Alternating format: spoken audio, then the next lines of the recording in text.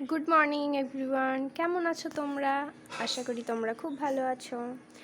আজকে আমরা wings of practice for kids বইয়ের পেজ নাম্বার 55 পড়ব। Page number 55। আচ্ছা, ইউজ অফ ভার্বস।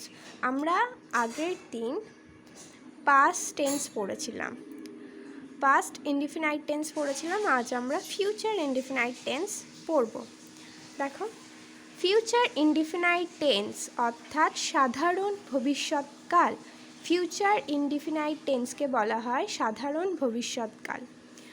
ভবিষ্যতে কোনো ঘটনা ঘটবে বা চলবে বা অনুষ্ঠিত হবে এরকম বোঝালে ভার্বের ফিউচার ইনডিফিনাইট টেন্স হয়।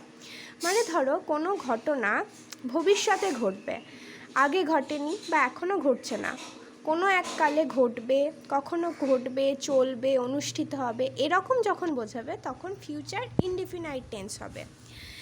বাংলা ক্রিয়ার শেষে খাবে, যাবে, চলবে, বাজবে, করবে এই রকম থাকবে। তাহলে ক্রিয়ার শেষে মানে ভার্ব যেটাকে আমরা বলি ইংলিশে, তার শেষে কি থাকবে? খাবে, যাবে, চলবে, বাজবে এই রকম বোঝাবে। যেমন আমি ভাত খাবো। সাবজেক্ট বা কর্তার পরে শ্যাল বা উইল বসবে। যেমন পাস্টের ক্ষেত্রে ওয়াজ বা ওয়্যার বসেছিল, সেরকম ফিউচারের ক্ষেত্রে বসবে শ্যাল বা উইল। যেমন রুলস দেখো কি হয়, সাবজেক্ট প্লাস শ্যাল অথবা will plus verb plus object plus others. S মানে সাবজেক্টের পর মডেল ভার্ব বসবে, শ্যাল অথবা উইল, প্লাস ভি মানে ভার্ব, প্লাস ও মানে অবজেক্ট, প্লাস আদার্স অথবা রেস্ট। যেমন আমি ভাত খাবো, আই শ্যাল ইট রাইস। তারা পুকুরে স্নান করবে, they will bath in the pond. আচ্ছা, এটা তোমরা ভালোভাবে পড়বে, মনে রাখবে। কি মনে রাখবে? আই উই এরপর শ্যাল বসবে, আর বাকি সর্বত্র মানে সব ক্ষেত্রে উইল বসবে।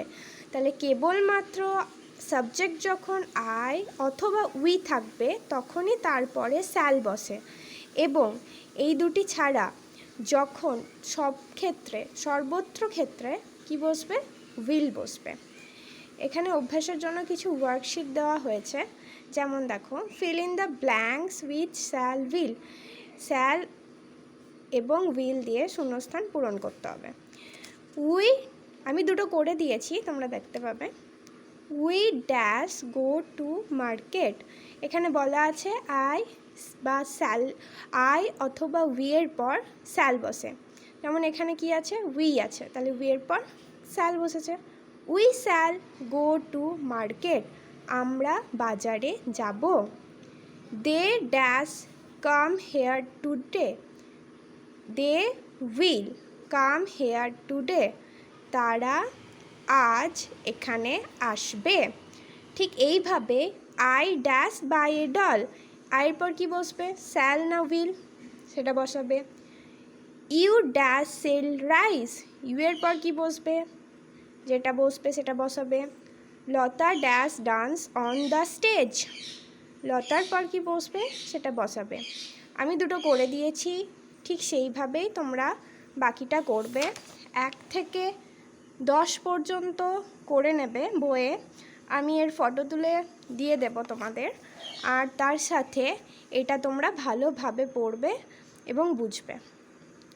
তো আজ এত দূরই থাক, টাটা।